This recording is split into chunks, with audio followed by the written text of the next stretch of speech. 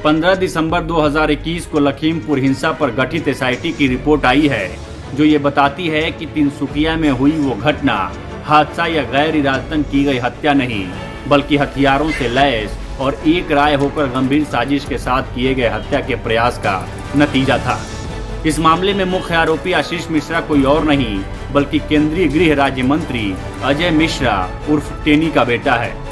उसी दिन खुद टेनी मीडिया वालों को अपशब्द कहते और धमकाते नजर आए, क्योंकि मीडिया ने बेटे पर चूपता हुआ एक सवाल पूछ लिया था। बावजूद इसके मोदी सरकार कहती है कि वो अपने विवादित मंत्री को नहीं हटाएगी।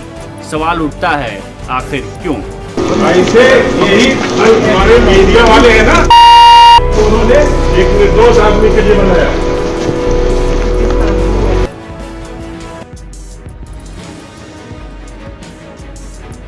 पत्रकार को मारने के लिए झपटे इन जनाब की हरकतों पर मत जाइए। ये ना तो कोई गली के गुंडे हैं और ना ही सड़क छाप नेता। ये साहब केंद्र सरकार में गृह राज्य मंत्री हैं और नाम है अजय मिश्रा। लखीमपुर खीरी क्षेत्र में लोग इन्हें बड़े अदब से टेनी महाराज कहकर बुलाते हैं, मगर महाराज को भरी महफिल में ऐसा गुस्सा आया कि पद की गरिमा और लोक लिहाज को ताक पर रखकर चल पड़े हिसाब बराबर करने। वैसे करते भी क्या, उस पत्रकार ने दुखती रग पर हाथ जो रख दिया था। ये बात उसी दिन की है जब लखीमपुर खीरी मामले में कोर्ट ने एसआईटी के जांच अधिकारी की मांग पर आशीष मिश्रा के खिलाफ और कड़ी धाराएं लगा दी और संसद में पूरा विपक्ष पीएम मोदी से अजय मिश्रा को हटाने की मांग करने लगा। अब ऐसे में भला किसी मीडिया कर्मी की क्या औकात जो मंत्री जी के जले पर नमक छिड़कने का काम कर दे।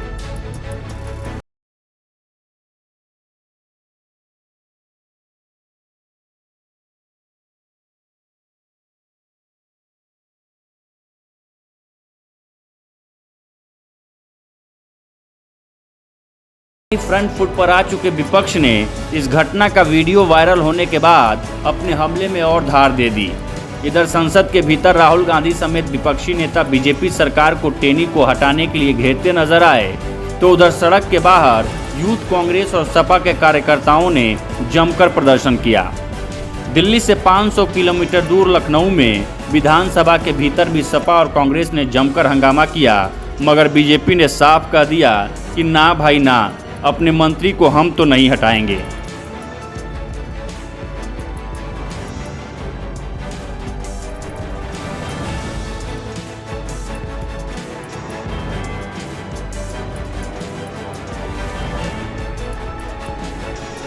साल 2022 में यूपी में विधानसभा चुनाव है। ऐसे में भाजपा इस मुद्दे पर नया जोखिम मोल लेना नहीं चाहती।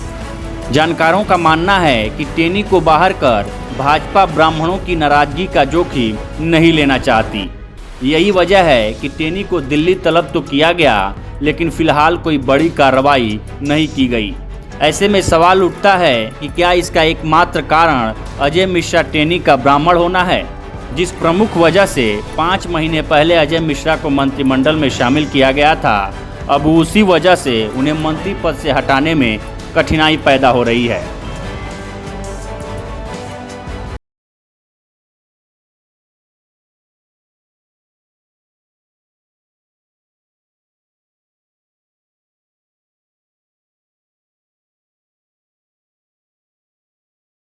ब्राह्मण मतदाता हैं। यूपी के चुनावों में पहले ब्राह्मण वोट का हिसाब लगाएं तो साल 2014 में यूपी में ब्राह्मण वोट का 72% हिस्सा अकेले बीजेपी को मिला था। साल 2019 में ये बढ़कर 82% तक पहुंच गया। क्या केंद्र की मोदी सरकार ब्राह्मण होने की वजह से अजय मिश्रा टेनी को नहीं हटा पा रही है? कांग्रेस और सपा भाजपा पर आरोप लगा रही हैं कि चुनाव की वजह से टेनी पर सरकार कोई कार्रवाई नहीं कर रही। –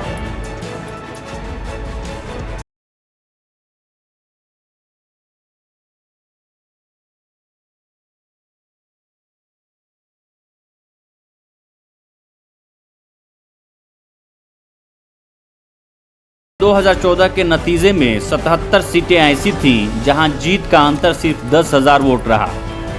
10,000 के मार्जिन से जीत हार तय होने वाली 77 सीटों में 36 सीटें बीजेपी ने जीती थी। उत्तर प्रदेश में करीब 2 करोड़ ब्राह्मण मतदाता हैं। इस हिसाब से अगर इन्हें 403 विधानसभा सीटों में बांट दें तो लगभग 50,000 ब्राह्मण वोटर प्रति सीट पर पड़ता है। ऐसे में जिन्हें ब्राह्मण वोट के लिए मंत्री बनाया गया उन अजय मिश्रा पर कार्रवाई होती दिखेगी तो संभव है कि ब्राह्मण वोटों की नाराजगी का असर 77 सीटों पर पड़ सकता है।